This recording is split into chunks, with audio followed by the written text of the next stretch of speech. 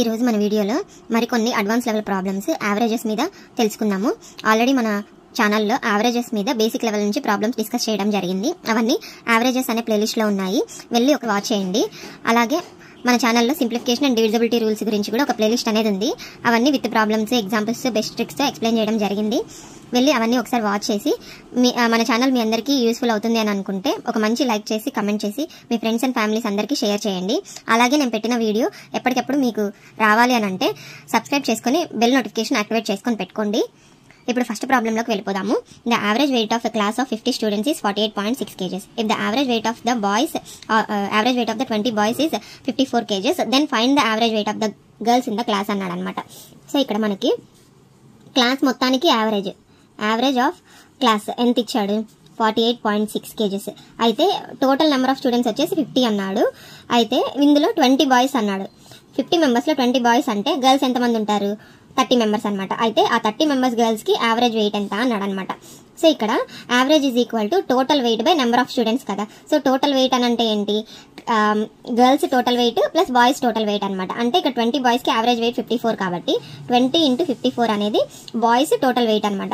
అయితే గర్ల్స్ వచ్చేసి 30 మెంబర్స్, వాళ్ళ యావరేజ్ వెయిట్ అనేది మనకు తెలియదు, అదే కనుక్కోవాలన్నమాట. 30 × x అనేది గర్ల్స్ యావరేజ్ వెయిట్ అనుకున్నాం, by total number of students 50 is equal to 48.6 అనమాట.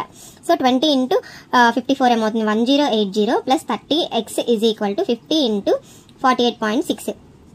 So 1080 plus 30x is equal to 2430 వస్తుంది అనమాట. ఇది మొత్తం క్యాలిక్యులేట్ చేస్తే so 30x is equal to ఈ 2480లోంచి 1080 తీసేస్తే 1350 వస్తుంది అనమాట. 0 క్యాన్సిల్ అయిపోతుంది. x ఈజ్ ఈక్వల్ టు 135/3 అనమాట. So x is equal to 45 అనేది ఆన్సర్ వస్తుంది అనమాట. ఈ 45 అనేది average weight of the girls అనమాట.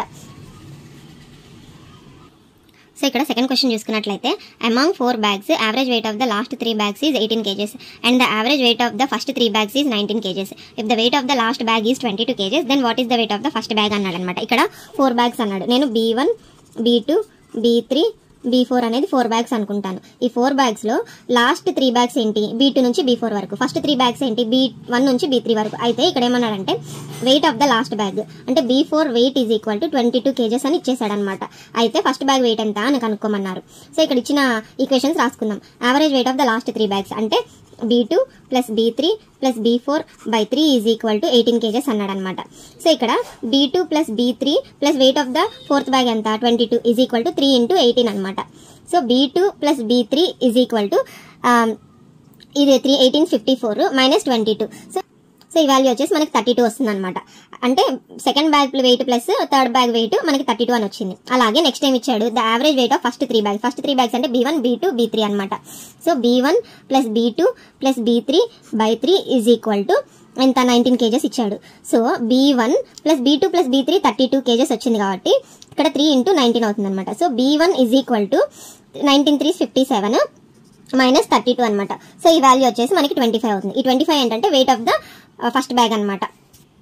సో ఇక్కడ థర్డ్ క్వశ్చన్ చూసుకున్నట్లయితే the average weight of 25 candles is 40 grams. If some candles of weight 50 grams each were removed, then the average weight becomes 37.5 grams. How many candles of weight 50 grams each were removed అనమాట. So ఇక్కడ చూసుకున్నట్లయితే ఇక్కడ ఏమని ఇచ్చాడు? 25 candles ఉన్నాయి, అయితే వాటి average wait అన్నాడు. అయితే ఇక్కడ నేను total weight of all candles ఏమని రాసుకోవచ్చు? Total number of candles 25 into average wait 40 grams రాసుకోవచ్చు. ఇదంతా ఏమవుతుంది? మనకి 1000 అవుతుంది అనమాట వాల్యూ. అయితే ఇక్కడ ఏమని అన్నాడు? కొన్ని candles, so let x candles be 50 grams అంటే ఎక్స్ అనే క్యాండిల్స్ ఈచ్ 50 grams ఉన్నాయని అనుకుందాం. అయితే అవి తీసేశాడు. తీసేసిన తర్వాత యావరేజ్ వెయిట్ ఇవి అన్నాడు అనమాట. సో ఎక్స్ క్యాండిల్స్ 50 grams ఉంటే రిమైనింగ్ క్యాండిల్స్ ఎన్ని ఉన్నాయి? 25 మైనస్ ఎక్సే కదా. టోటల్ క్యాండిల్స్ 25 కాబట్టి రిమైనింగ్ క్యాండిల్స్ 25 మైనస్ ఎక్స్. ఈ 25 మైనస్ ఎక్స్ అనే క్యాండిల్స్ కి యావరేజ్ వెయిట్ 37.5 అన్నాడు. సో రిమైనింగ్ క్యాండిల్స్ యావరేజ్ ఎంత ఇచ్చాడు? 37.5. సో ఇక్కడ ఏమవుతుందంటే రిమైనింగ్ క్యాండిల్స్ యావరేజ్ 37.5 కాబట్టి total weight of remaining candles ఏమవుతుంది? 37.5 ఇంటూ ఎన్ని క్యాండిల్స్ అవి? రిమైనింగ్ 25 మైనస్ ఎక్స్ కదా. సో ఇక్కడ ఈ ఈక్వేషన్ అనేది వచ్చిందనమాట. సో మనము ఈ ఫస్ట్ ఈక్వేషన్ లో total weight of all candles తీసుకుంటే అది 1000 కదా. అది ఎలా రాసుకోవచ్చు, 50 grams ఉన్నవి X candles plus remaining candles అనమాట. 37.5 ఇంటూ 25 మైనస్ ఎక్స్ అనమాట. ఇది ఈ వెయిట్ అంతా కలిపి ఈ 1000 కి ఈక్వల్ అవుతుంది. So 1000 is equal to 50x plus 37.5 into 25 minus 37.5x అనమాట.